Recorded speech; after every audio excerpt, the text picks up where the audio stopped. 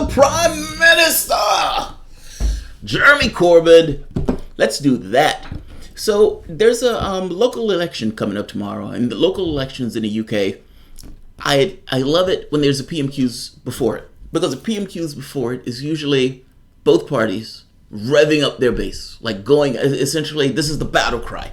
Because even though they're local elections, these guys are the standard bearers for how they, it's like saying, it's like how the perceptions of the Republican Party in the state of Virginia or in local elections can be determined and colored by how they are in the federal government. My perspective of the Republican Party and the federal government colors what I think about the Republicans in state government and local government. Same thing is true in the UK. How they may perceive their people or the party itself may cast a certain light on how those people vote in local elections. So this is the last battle cry. This is the last revving up of the troops just before tomorrow. Jeremy Corbyn needs to put a dent in Theresa May, or maybe let's say take a chunk out of her in PMQs. Fact of the matter is though, Jeremy Corbyn has a lot to work with, because Theresa May and the austerity plan that Theresa May's government have implemented has been horrendous to the UK. This is not even talking about Brexit. This is just talking about the austerity plan that the Tory government has been ruling Britain with for the last several years, going back even beyond Cameron. Going back to Cameron. Questions to the Prime Minister. Can the Prime Minister defend herself and her record for these local elections that are coming up? Let's hear her out. All members across this House will want to join me in marking this anniversary, because it is. And he is absolutely right that under the SNP and government in Scotland, what we're seeing is public servants want another independence referendum and got on. Jeremy Corbyn! Thank you, Mr. Speaker. I join the Prime Minister in congratulating all those who ran the London Marathon, and I think the Shadow Health Secretary getting a personal best shows just how fit the Labour health team is. Mr. Speaker, can I take this opportunity to wish the House and people across the country a very happy May Day on International Workers' Day. Tomorrow, Mr. Speaker, many people across England will go to the polls to vote in local elections. For many people, the government has delivered. By the way, just an aside, now restart this. For the Americans, have you ever wondered why May Day, meaning Labor Day, International Labor Day, is held in May on every other day, but in the United States, Labor Day is held, I think, in like September or something? They didn't want you to have a certain degree of solidarity with the other labor movements in the world. Ergo, breaking the 2 days, it breaks the continuity between the rest of the world that's celebrating. If you look at what was taking place in France, the Yellow Vest movement has essentially joined, if I'm not mistaken, with labor unions as they go about through the streets of Paris, being beaten and attacked by the police. Just wanted to point that out. Let's keep going.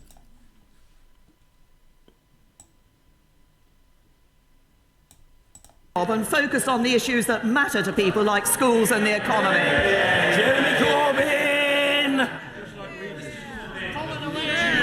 Thank you, Mr. Speaker. I join the Prime Minister in congratulating all those who ran the London Marathon, and I think the Shadow Health Secretary getting a personal best shows just how fit the Labour health team is. Mr. Speaker, can I take this opportunity to wish the House and people across the country a very happy May Day on International Workers' Day. Tomorrow, Mr. Speaker, many people across England will go to the polls to vote in local elections. For many people, the government has delivered nothing but failure. On her first day in office, the Prime Minister promised to fight against the burning social injustices that plague our society. Yesterday, an independent government body confirmed that inequality is entrenched in our society from birth to work. Can the Prime Minister now admit that her government has completely failed to take action to tackle the burning injustices? Prime Minister. Can I first of all say to the Right Honourable Gentleman, I'm very sorry that he didn't take the opportunity when he stood up to welcome the anniversary of the union between Scotland and England. I think, I have to say,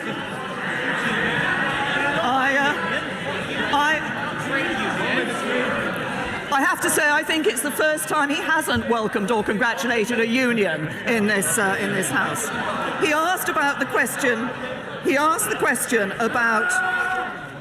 question about social mobility. And can I say to the Right Honourable Gentleman, can I remind him of what Dame Martina said in the Social Mobility Commission, said yesterday in relation to this report? My sense is there is a real commitment in government to try to make a difference in this area.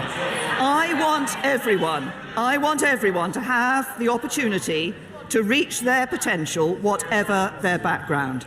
And that's why we're improving education, we're we're helping to create higher paid jobs, we're boosting home ownership. But what would the Right Honourable Gentleman's Party offer young people?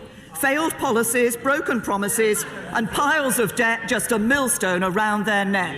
Jeremy. I'm not sure if Theresa May is the person to be talking about broken promises. Has Britain left Europe? Are they holding local elections? I mean, there are lists of these. But I don't want to intrude. Let Jeremy Corbyn press his case. Speaker, the reality is social mobility is going backwards and things are getting worse under this government. I'll give you an example. Life expectancy in Britain is falling for the first time since 1945. Where does the Prime Minister think this government has gone wrong when we've reached the point where people now expect to live shorter lives than they did in the past? Prime Minister. Can I say to the Right Honourable Gentleman that, first of all, that it is not the case that people are now expecting to live shorter lives than they have done in the future. It is the case. No. What we have been doing is ensuring that we were providing for people at every stage of their lives, and for young people particularly today, ensuring that they have the opportunities to lead those full and healthy lives into the future. That's why all the actions we're taking across the board in ensuring there are jobs for people, ensuring those jobs are better paid, ensuring people have an encouragement to get into the workplace, and ensuring we provide for them through not just the welfare system but also our long-term plan for the National Health Service. At every stage of life, we are ensuring that we as Conservatives are improving people's lives. And in so many of those areas, the Right Honourable Gentleman has done nothing but vote against the policies this Conservative government has produced. Can somebody honestly look at the analysis of universal credit and come away with the thought that the Conservative government is actually helping people in this regard? If anything, this government has taken a policy that Conservatives in the United States take. If we make things difficult for people at the bottom end of the economic scale, we will, quote unquote, encourage them to find work and what is the dignity of work in that sense. Of course, I have no issue with ensuring that there's a job available to each and every person. I am one of those people who are on board for the federal jobs guarantee. By the same token, I also don't believe in pushing people who are either ill, pushing people who are at the bottom of the economic scale into situations that are not necessarily in their interest and making their life miserable and difficult in doing so. No, I'm not for putting policy to make people's lives miserable. And I don't necessarily, you can look at when you craft policy in that way and call that a real commitment, or, this notion that she's actually making the Tories a cuddly government. She had no answer for that. Life expectancy in the UK is falling. And she stuttered, stammered, searched her notes, and apparently there was nothing in the notes to contest what was just said, and she moved on, given these kind of wider narrative things that don't really mean anything. The Republican Party could have given this exact same statement. We're helping people in the jobs, we're investing into this, and this, and blah, blah, blah, blah, blah.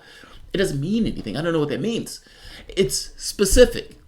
Is life expectancy falling in the UK? Yes or not? Yes or no? And if the answer is yes, oh my God. Oh my God. Let's keep going. It doesn't sound like she has an answer for that. So we're going to move on to the next area. I suppose that Jeremy Corbyn is going to press. Speaker, life expectancy has fallen by 6 months. Infant mortality is rising and up. Yes. This month, we've also learnt that a record 1.6 million food parcels were given out last year alone. Under this government, things are getting worse. Does the Prime Minister agree with her Secretary of State that it's the policies of this government that has meant that in one of the richest countries on this earth, food banks are now handing out 14 million meals a year to people, some of whom are in work, who simply haven't got enough to eat? Think about what this means. Just because somebody has a job doesn't necessarily mean that job is supporting their life. People can work and still, in the process of working, not earn enough to support themselves. I know this can take place because my mom was one of those people that did exactly just that. She worked while she was in high school. When she left high school, she went into another job, essentially working in the same place. They just transferred her job over. But for the most part, they kept her salary what it was. She worked for years. And so, having a good job doesn't necessarily mean that the job is paying you enough to support yourself. This notion that if we force people in the jobs, into crummy jobs, that they will somehow have enough, that society will magically be okay. Missing the point about the human well-being, that the individual themselves. Do we really want a society where people are insecure, even while they're working jobs? They're working 40 hours a week and yet insecure. Is that what the society that we want? I mean, I ask that question oftentimes in America. I ask that question because I try to make the point that the point is not the job. The point is that the individual can live and live somewhat of a decent life. And insofar as that individual cannot live a decent life, the rest of society will suffer. Jeremy Corbyn is making this point that's very plain. Your food bank, this is one of the richest countries on the planet. And we have a rising number of people who are in desperate poverty. So much so that they are seeking food bank assistance, essentially handouts, because they can't do this on their own. How is that not some indication of failure in a government that is supposed to ensure that that's not happening? The question is on point. Let's let her answer. Minister! The best route out of poverty for people.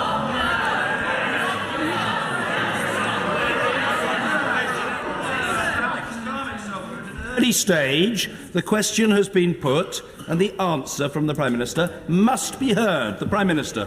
The best route out of poverty for people is to be in the workplace.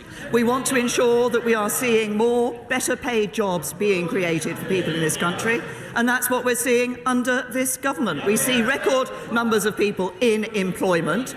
We see wages rising for the real wages rising for the first time in a decade, and we see that this government is taking decisions that are helping people to keep more money in their pockets. Tax cuts for 32 million people, an increase in the national living wage, freezing fuel duty. All of these have been of major benefit to people. And what did the right honourable gentleman do? On fuel duty freezes, on tax cuts, he's voted against them over a dozen times. Jeremy Corbyn. Mr. Speaker, many of those people receiving food parcels, which has increased by 600,000 in 4 years, are actually people in work because of the low wages they're on, and indeed the frozen wages for many over the past 10 years. Even our own Secretary of State admitted that universal credit has caused people to rely on food banks. Yeah. The number of older people now not getting the care they desperately need has risen to 1.4 million. Think of that, 1.4 million people in need of social care. Things are getting worse. Does the Prime Minister agree with Labour's plan to properly fund social care, or with her former deputy who wants to tax the over 50s and take away their benefits? Prime Minister. As I have said on a number of occasions in this House, we agree that we do need to ensure there is a sustainable long-term future for social care, and we'll be bringing forward proposals in relation to that. We have given councils access to nearly £4 billion more for adult social care this year.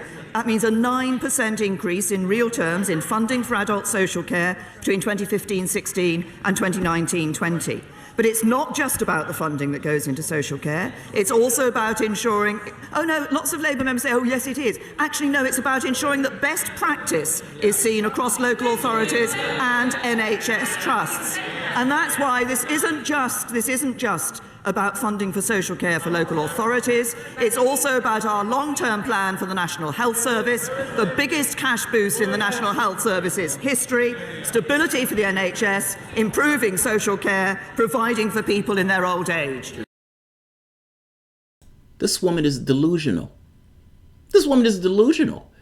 Somebody just tells you, and it's not like it's a quibble with the information per se.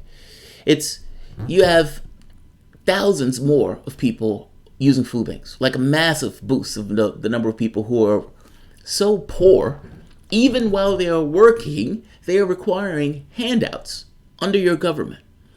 The number of people, elderly, that require care has spiked. I think he said millions of people requiring elderly care and not getting that elderly care. And Theresa May's answer is to get up and say, we gave all of this money to these particular organizations, to this institution. It wasn't enough. Like, oftentimes the argument structure that she uses is to deflect from what's being said to, well, we gave X, as if the very fact that you gave X is sufficient. Clearly, the fact that you gave X was not sufficient. The role of government is to grow and expand depending upon what it needs to do, meaning government is an instrument like any other instrument. There are times where it's smaller, there are times where it's bigger. In this case, if you have nearly 1 million people who haven't been receiving the care that they need, it needs to be larger, or at the very least the investment needs to be more. So whatever needs to take place, it needs to take place so those people are seen to. That is the role of your government in this case. He's making a point that you're failing at that role.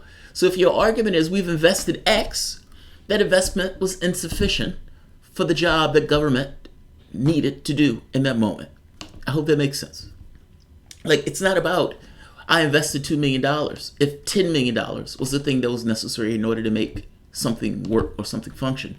In this case, whatever money you invested into the NHS, good on you, it wasn't adequate. It wasn't adequate. Let's let him keep going. But that's Cameron would argue in the exact same way. Well, we invested this much. It's like, but I'm telling you of your failure.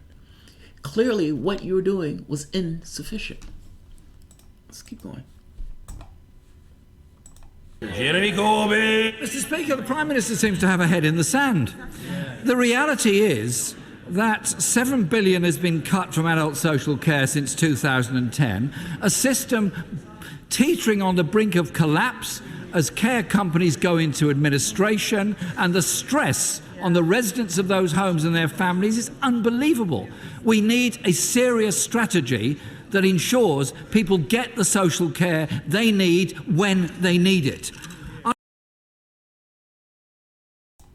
The social care point. I want to talk about this one for a moment also. I don't think Ms. Thomas will be pissed off if I mention this. Jeremy Corbyn is saying, look, there are millions of people in our society that have social care needs that are not being met. The government hasn't invested the money that's necessary in order to ensure that these people get the care that they need. He follows this up when the Prime Minister kind of announces this thing, well, we gave X amount. Clearly, it's not enough. This woman has her head in the sand. There are millions of people who, or the stress on the families where these people are staying. His point is, if they're not getting social care, then the families have to make up the slack for that. Well, think about it for the moment. Some of these people work. Some of these people have their own kids. And also now, these people have to also see to their relatives. It's one thing if they didn't have to work, but Britain has a system where ideally the government helps these people in doing so. And I think that's perfectly fine. It makes all the sense in the world. Yeah, I do want the government's assistance in this regard if it's helping with the nursing home, helping with bringing a nurse into the home. Yeah, I want that assistance. And he's making the point that we're failing in our duties on this case, and these families are under stress. This is a problem. My mom watches after my grandmother. Now, this is one of those things where, Gold Star to our government did help with this. It's not anywhere near like Britain's, in their healthcare system. But the stress on her, even in that regard, even having a nurse coming into the home, like, it is not an easy thing for a family to have to take care of a relative while simultaneously also needing to tend to their own needs and work. And it's not easy. He's making this pitch saying, you've been failing at this, and these families are suffering for your failures. Good on Corbyn. Under this government, Mr. Speaker, things are getting worse on our streets too. Violent crime is up by 19%. Robberies up by 18%. Knife crime at the highest level on record. And 2.3 million criminal investigations closed because the police were unable to identify a suspect, I believe because they have insufficient staff to do it. Does the Prime Minister accept that there is a violent crime epidemic that has arisen on her watch and is tearing our communities and our families apart? It has to be addressed by investment in our communities. Prime Minister. Can I first of all say to the Right Honourable Gentleman, because he made a reference in relation to care companies at the beginning of his question, with a suggestion that this was a worrying time for all those who are in the provisions that are provided by those care companies. Of course, it's a concerning time for them and their families and for the employees of the company concerned. I think he's referring to Four Seasons. The Care Quality Commission is absolutely clear that there is no risk of service disruption at this time, and there should never be a gap in care for an individual. That's because of the 2014 Care Act, introduced under Conservatives in government, which places a duty on local authorities to intervene to protect individuals where their provider is unable to carry on care because of business failure. He then went on to talk about the issue of crime. And can I say to the Right Honourable Gentleman, first of all, what we do see is that overall, under the crime survey, actually crime is down by a third. He quotes the figures from police recorded crime. He has actually been hauled up, I think, by the National Statistics Authority previously for failing to quote the crime survey and for only quoting the police recorded crime. He talks about more money being available to police. There's around £1 billion more money available to the police this year. Police and Crime Commissioners plan to recruit 3,000 more police officers. But what do we also need to do to tackle knife crime and to tackle serious violence? And yes, we are concerned about it. That's why we've brought forward the serious violence strategy. We also need to ensure that we're dealing with drug crime. We also need to ensure that we're turning young people away from violence and ensuring that police and others have the powers to do their jobs. So I'm sorry, I have to say to the Right Honourable Gentleman, I'll take no lectures on this from somebody who voted against more money for the police and voted against tougher laws on knife crime, because that's not helping the police or our citizens. Jeremy Corbyn. Well, Mr. Speaker, maybe if she doesn't believe me, she can believe her own Home Secretary. He said in March, serious violence is on the rise, communities are being torn apart, and families are losing their children. 21,000 less police officers is a pretty obvious connection. There's likely to be a rise in crime and disorder as a result of it. Mr. Speaker, under this government, things in this country are getting worse. Their cuts and incompetence have left communities struggling and pushed public services into crisis. They've cut council budgets by 50%. Poverty is up. Waiting times are up. Violent crime. Wait, they cut council budgets by 50%? Wow. Also, this other thing, knife crime, 22,000 cops taken away. And she doesn't see the connection between the number of cops that was on the street versus the knife crime. Now, this is one of those things where, say for example, you had a few glasses of wine, you get behind a car, a cop pulls you over. He tells the cop, I'm not drunk. And yet you register on the breathalyzer. Oh, better yet, you're in an accident. You're in a car accident. You had 2 glasses of wine. And the first thing they say is, were you driving drunk? You say, look, I wasn't drunk, but I had a couple of glasses of wine. It's not going to matter whether the wine was responsible for the fact that you crashed into another car. The very fact that you had the wine in your system in and of itself is going to be cast as drunk driving. Same thing with this. If you cut 22,000 cops from the street, whether or not the cops has a direct correlation to the fact that the knife crime stopped, it's almost irrelevant to the process. People are going to look at it and say there's a correlation because cops tend to stop knife crime. Let's keep going with this. It's just, her head is in the sand. Her head is in the sand. And this language where you cast, it's almost like the opposite of what it actually is. Let's let them finish. Is up. All under a government that seems to care more about pushing its very damaging austerity agenda than tackling the burning social injustices. Ahead of tomorrow's elections in England, can the Prime Minister explain why from social care to crime, from life expectancy to poverty, things are getting worse under her government? Prime Minister! The biggest cash boost to the NHS in its history under this Conservative government. More people in work than ever before. More children in good and outstanding schools getting the opportunities for their futures. And what do we see from Conservative councils up and down the country? Conservative councils give better services, they recycle more, they fix more potholes, and they charge lower taxes. A vote for Labour is a vote for mismanagement, worse services and higher taxes. It's Conservative councils that give better services and charge you less. Kevin Hollingray! Thank you, Mr. Speaker. Would the Prime Minister confirm her support? PMQs. God, I love PMQs. Especially when it gets to that end point of the like elections or around the corner. Look, I don't know, the quantity of my audience that's British. I think you guys at this point know I am massively in the bag for Jeremy Corbyn. By the same token, I think I try to be honest when the Prime Minister does something that I like. It's not necessarily associated with an individual. It's somewhat associated with a belief system. There's this notion of how human beings should propagate themselves on the planet. Who is more in line with my ideology on this stuff? Clearly, it's Corbyn. But you guys make your own choice. I mean, I would imagine you guys have been paying attention to this. From my perspective is outside of the UK, so I don't necessarily, I'm not inundated with the UK news. It's hard to know what those elections are going to turn out to be. People are saying that Tories are going to get slaughtered because of Theresa May's handling of Brexit. By the same token, in many of these places, there is no UKIP, or there's no Brexit party. The Brexit party is one of the parties that's going for the European Parliament. So we will see tomorrow. If I am up, hopefully I'm up like 3 a.m. I could try to cover the elections as they take place. But we'll see. Either way, PMQs, and whatever you think, at the very least, let's acknowledge that that's a record of failure. Oh, well, let me hear him. I like him. Oh, by the way, before I forget, so I sent a video to George Galloway.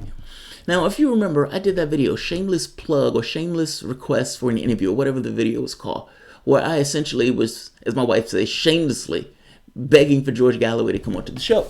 He's one of my favorite people. He is informed my workable point of view, and if I get the opportunity in this lifetime, I would like to meet people that's informed my workable point of view.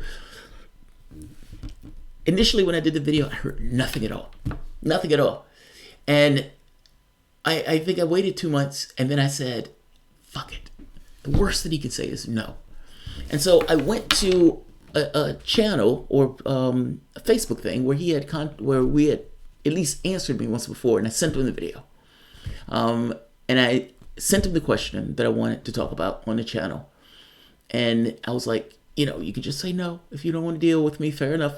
And he comes back, he says, I'm touched, here's my phone number. It was like, oh, it's like a schoolgirl. Like a 12-year-old schoolgirl.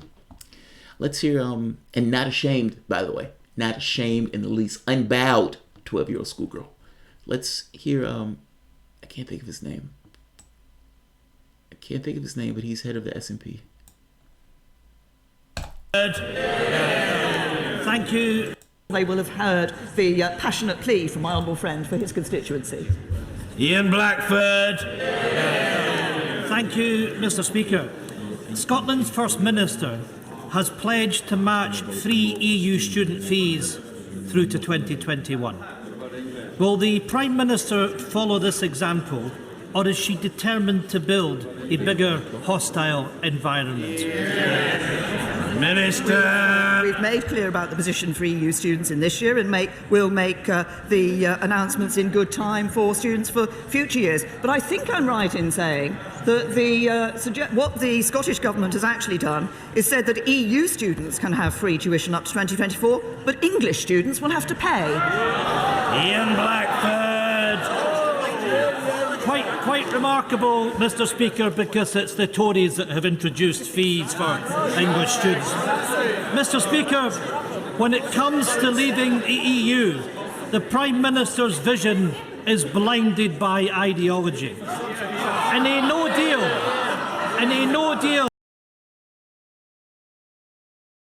Alright, so two things. And I know this video is going long, and I apologize, but there are two things that got to be noted. So first, the SNP doesn't want to leave the European Union. They don't want to leave it at all. For the last 2 years, he has gotten up, or the other gentleman that was there before Blackford was there, I can't think of his, I can see him, but I can't think of his name, would bitch and moan and wail about not wanting to leave the European Union day after day after day at all these PMQs. They're not on board for leaving. The threat, because they're not on board, is, well, we're just going to leave the UK. We're going to use that as our club of sorts, because we clearly don't want to leave the European Union. So there's that part. The other part is, it's not like us in a sense of parties. All of these parties are fighting one another of sorts. Think of it like a battle royale of Glow, where all of the women are in the ring and just kind of battling one another. All of these parties are clamoring for support. The SNP is just another party clamoring for support, meaning he's also trying to take a chunk out of the Prime Minister for his parties to get more support. I'm just saying, I love this. I love this. British politics is awesome. Her government intends to curb EU student visas to 3 years. Mr. Speaker, Scottish university courses are generally for 4 years. The Scottish Government and Scottish universities have asked repeatedly for this simple change to be made to reflect our circumstances. Will the Prime Minister confirm today that her government will extend visas to 4 years to allow for Scottish university students, or will she once again completely ignore the wishes and the interest of Scotland, as she has done right through this whole shambolic Brexit process? Prime Minister. Says the right honourable gentleman, I understand that the situation is not quite as problematic for those students as he sets out, given the ability to convert visas. But he started off his question by saying that the government should not be driven by ideology. This is from the SNP. The SNP. If the SNP are worried about students in Scottish universities, they need to ensure that they're spending more time improving the quality of education in Scotland and less time obsessing about independence. Home Master turn. Ouch. Ouch. Ouch. That was brutal and funny. The S&P is pretty hardcore. So yeah, that's awesome. That's absolutely awesome.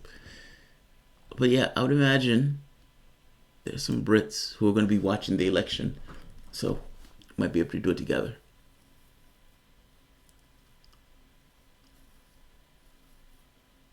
Let's see, the global agenda seeks to undermine all social programs everywhere. Yeah, it does seem that way, doesn't it, Pat? It does seem that way. Julian Assange today, tomorrow, watch your 6. Yeah, Bob, yeah, I agree with you, Bob. I mean, the Assange thing sets an extreme precedent, man. It sets an extreme precedent. Richard Wolff doesn't like me anymore. He doesn't like me anymore. I don't know why, though.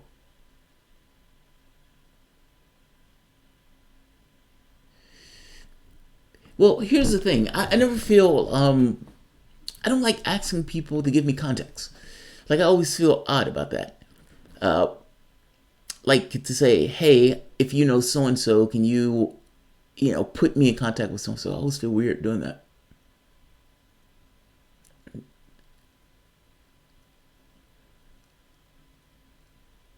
Why she kicked her foreign minister? Why doesn't he like you anymore, Joanna? Honestly, I have no fucking clue. Zero clue. Richard Wolff has been on the show like 2 or 3 times. And love the guy. You're talking about like somebody who's informing your workable point of view. In fact, if I'm not mistaken, when I was talking about Galloway, I think I included Richard Wolff as one of those people as informing your workable point of view. I don't know. I have no idea. Apologize about what? About what? About what? You would have to kind of know what it is before you can apologize. I have no idea. It's just, he would just went radio silent. Now, it could have been one of those things where, I was nice to him and I did his show once or twice and I really don't want to do a show anymore. That's fine. Kind of want to know that. Maybe he's busy. He gets a lot of attention. His work found. That is true. I even consider that. And it's one of those things when somebody goes radio silent, you don't necessarily know what's going on. And so the thought was, I consider that.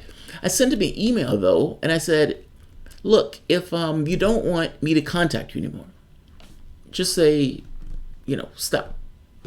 Just basic email. Just the basic, I think I said no. Say something to that effect. Essentially, just one line. I would leave you alone forever. I won't bother you anymore. Usually, his emails, he emailed like within a day or so. In this case, bag at Wolf's feet. I don't know, man. I don't know.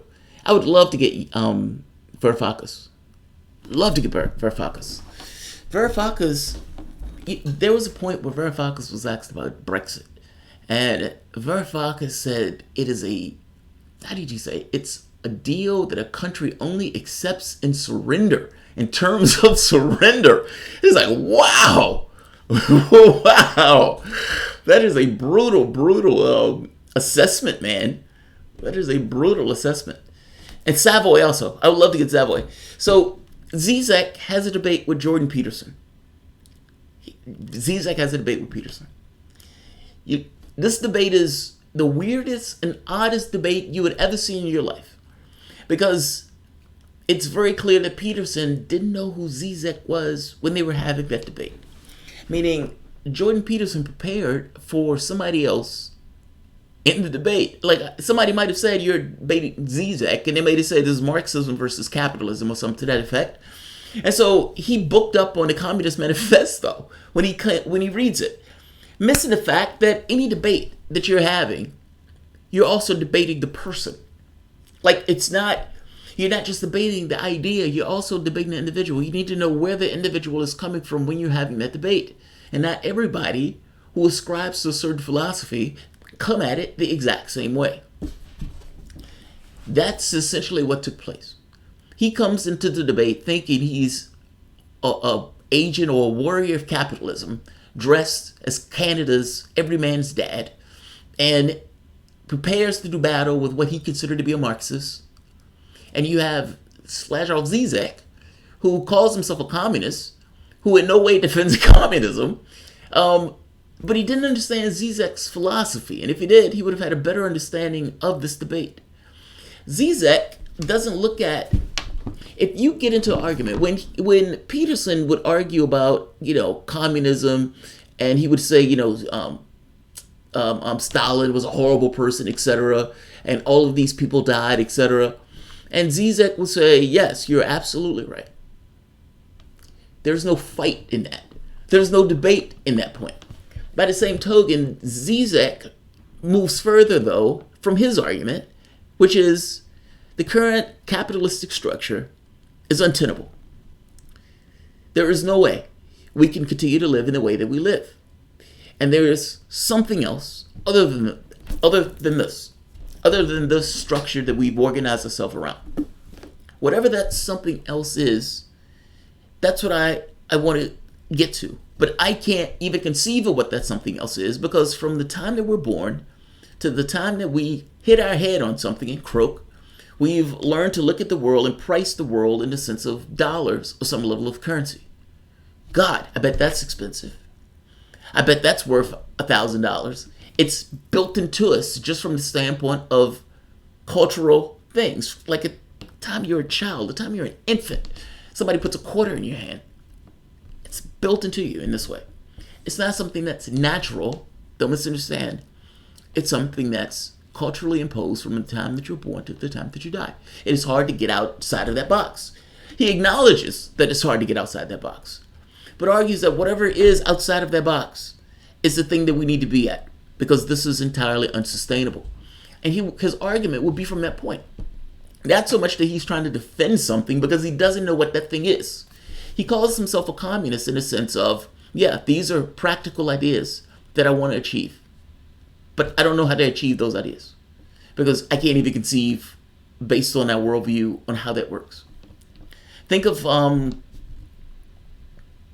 like the Venus Project. It's like, can you really conceive of getting to the Venus Project? No, I can't.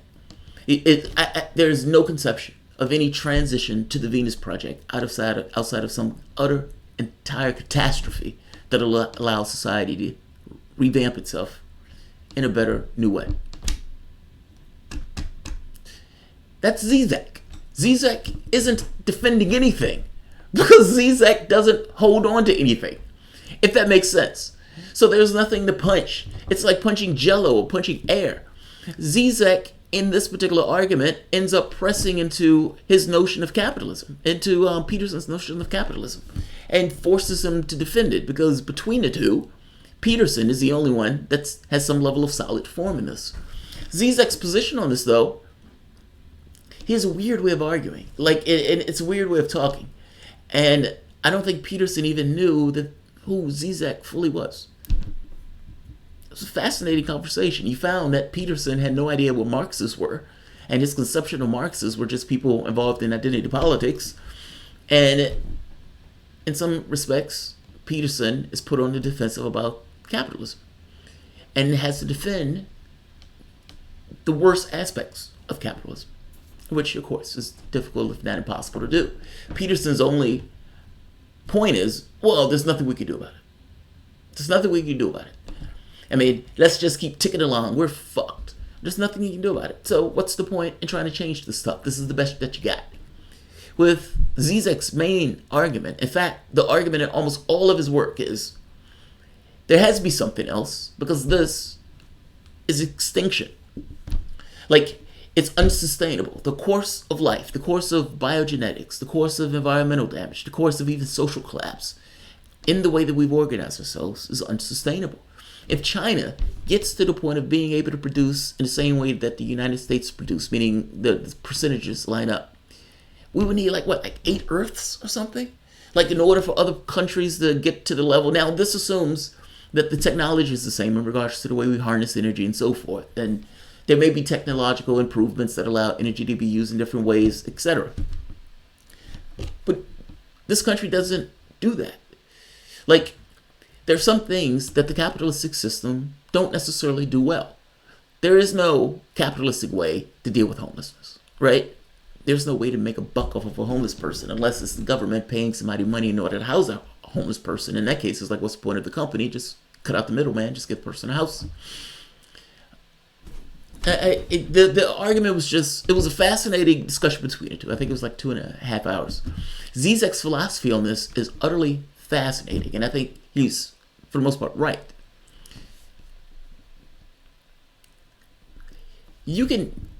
Communism, as I understand it, is kind of like the Constitution. It's not a fixed thing. It's a document. It lives and breathes. It's just like the Constitution lives and breathes. It's interpreted to document. The people who are there interpret it for the uses that they're using it for. You can have people that takes it down a dark path. You can have people that take it down a path that's pretty good. Adolf Hitler was perfectly okay with capitalism in Germany after he was killing Jews. So just understand what I mean. It's not necessarily this thing of, oh my God, Stalin is horrible, he's communistic. Hitler is never associated with capitalism. Well, all I'm saying is this. The argument that Zizek makes does make a certain sense. Yes, I'm on board for these ideas, but I don't necessarily know how these ideas, what this looks like in practice. But I do know that what we do have doesn't work. I think that's a decent argument, man. Zizek. Thank you, Jay. All right. I'm going to end this. Jordan Peterson is a cuck in debates. Yeah, he didn't do good in this debate. But like I said, Jay, I don't think he knew who he was arguing. There's no way he knew who he was arguing. I've watched more of Zizek than I care to admit. And my wife, she uses it to fall asleep on. I don't think she likes him so much. I like him a lot. I think his thinking he has an interesting way in which he deals with issues and problems. And he's a lefty. I mean, fuck, he calls himself a goddamn communist. So you can get an idea of where his politics lie. But there's no hardcore, this is what the world needs to be. And I think that's the problem that Peterson had in that debate. It's like, yes, I'm a communist because I believe that, healthcare and all this other stuff. But what that looks like, I don't know. I don't know what that looks like in practice. I just know that we need to move towards that. Otherwise, the world is not necessarily going to survive. Yeah, Peterson didn't do all that well.